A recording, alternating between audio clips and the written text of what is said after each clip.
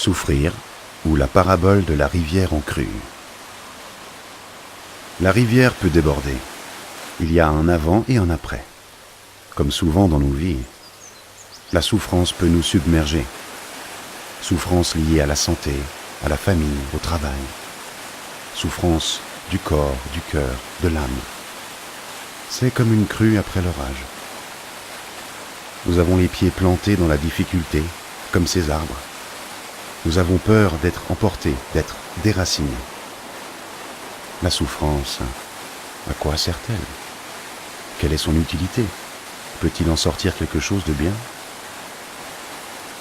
Il y a bien sûr une différence entre une crue et un cataclysme climatique. Dieu permet parfois ce genre de catastrophe. Lui seul saura pourquoi il laisse agir la destruction. Nous parlons plutôt de la crue comme d'un événement très positif. Elle déplace troncs, terre, cailloux, déchets de toutes sortes. Elle nettoie. La souffrance dans nos vies met en lumière ce qui est caché, bien enfoui, ce qu'on n'a pas vu ou qu'on n'a pas voulu voir. Après une crue, il faut nettoyer, ranger, classer, réorganiser. Dommage que parfois nous négligeons ce travail, assez douloureux, il faut le dire, et nous laissons en rade ce que la crue a mis en lumière. Et à la prochaine crue, à la prochaine souffrance, tout est à recommencer. Il ne faut pas craindre la crue ou la souffrance. Ce qu'il faut craindre, c'est, contrairement aux arbres, notre manque d'enracinement. La souffrance pourrait nous emporter, mais une des manières de nous enraciner, c'est de cultiver une relation profonde avec le Christ.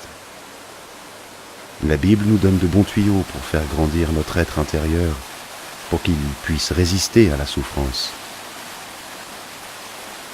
Si nous souffrons, posons-nous la question, si c'est à cause de nos mauvais choix ou si c'est une crue que Dieu permet pour aller plus loin avec lui. Nous ne sommes pas forcément responsables d'un licenciement, d'une période de chômage, d'une maladie, de la perte d'un conjoint, d'un enfant.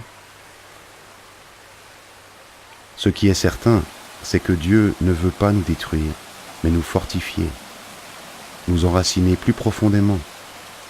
Et un jour, la rivière retrouvera son cours normal. Dans la souffrance, Dieu nous demande de nous appuyer sur nos racines et de cultiver l'espoir que Dieu est bon avec nous, que rien n'est gratuit, ni ne lui échappe. Nous sortirons de l'épreuve plus forts qu'avant. Et voici un texte tiré du psaume 23 pour nous encourager. Il me fait reposer dans des champs d'herbes vertes. Il me conduit au calme près de l'eau. Il me rend des forces. Il me guide sur le bon chemin pour montrer sa gloire.